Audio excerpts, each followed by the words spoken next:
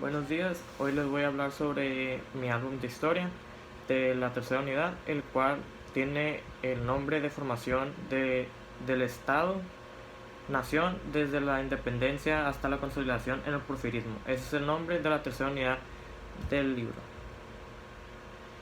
Iniciaremos con el tema 3.1 del proceso de independencia al Segundo Imperio de 1810 a 1867. Con el subtema de la independencia desde las primeras manifestaciones de lucha insurgente a su consumación. La independencia nos hace entender cómo fue que se logró formar la nación y también hace que comprendamos el logro que se hizo de separarse de España.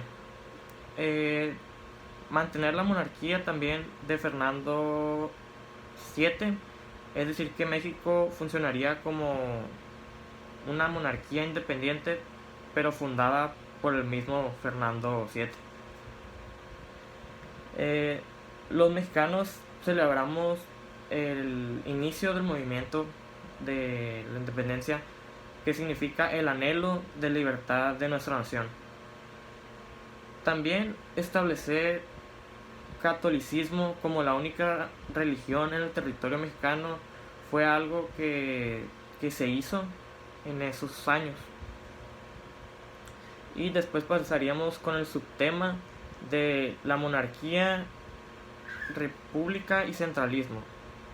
En ese tema se habla de la coronación de Iturbide, que fue el 21 de julio de 1822, y tuvo el lugar la coronación del emperador Agustín de Iturbide. Era una ceremonia que fue una novedad y por el carácter constitucional del monarca. También habla sobre el plan de Casamata. Fue emitido por Antonio López de Santana el 1 de febrero de 1823 con el fin de abolir el sistema de gobierno monárquico e instalar una república. Se llama así porque fue emitida en el fuerte de Casamata en Matamoros, Tamaulipas. También hubo una batalla que fue la batalla de Álamo el 23 de febrero del 23 de febrero al 6 de marzo de 1836. Fue un conflicto militar crucial en la Revolución de Texas que consistió en un asedio de 13 días de duración, desde su inicio el 23 de febrero hasta el asalto final del 6 de marzo de 1836. También hubo otra guerra que fue llamada la Guerra de los Pasteles, y la Guerra de los Pasteles fue el primer conflicto bélico entre México y Francia, y formalmente tuvo lugar entre el 16 de abril y 1838 y el 9 de marzo de 1839. La intervención norteamericana de 1843 fue cuando el Congreso norteamericano le declaró la guerra a México el 13 de mayo de 1846 como consecuencia de los actos agresivos de México. Los excesos de Santana algunos fueron desde el 9 de enero de 1854. El Ministerio de Hacienda expide un decreto en el que especifica la contribución por las puertas y ventanas exteriores de edificios urbanos y rústicos. Otro fue el 23 de febrero, que fue una contribución directa por las luces exteriores de cada casa, vivienda o local. Poco después se prohíbe la introducción de impresos que ataquen o censuren las decisiones del gobierno. Después entramos a la reforma, que serían las leyes que inicialmente las leyes de reforma que inicialmente fueron tres: la ley Juárez, la ley de Iglesia y la ley de Lerdo. Después pasaríamos a la intervención francesa, y sería: el ejército francés desconoció la Convención de Londres y los preliminares de la Soledad. El ejército francés en las cumbres de Aculcingo el ejército mexicano combatía al mismo tiempo que combatían los conservadores. Después seguiríamos con el Segundo Imperio. Ahí fue cuando Maximiliano de Habsburgo lo invitaron a ser el rey de los mexicanos en 1864 y Maximiliano firmó el tratado de Miramar con Napoleón. Y después entraríamos al tema 3.2, que sería la República Restaurada y el porfirismo, con el subtema de República Restaurada, política económica, hacienda, secularización y reforma social. El imperio de Maximiliano de Habsburgo termina en 1867 y en el mismo año Benito Juárez entró a la Ciudad de México. Después seguiría la política económica. Ahí fue cuando Benito Juárez y Lerdo de Tejada vendieron los bienes eclesiásticos para poder resolver la falta de dinero que había en esos tiempos. Y después de eso México quedó endeudado después de varios años de guerra que hubo. Después lo que seguiría sería lo de Hacienda. El imperio de Maximiliano termina en 1867. Sebastián Lerdo de Tejada se convierte en presidente constitucional en 1872 a 1876. Después lo de la secularización. La secularización fue propuesta por Valentín Gómez Farias y en esos tiempos también se promulgaron las leyes de reforma.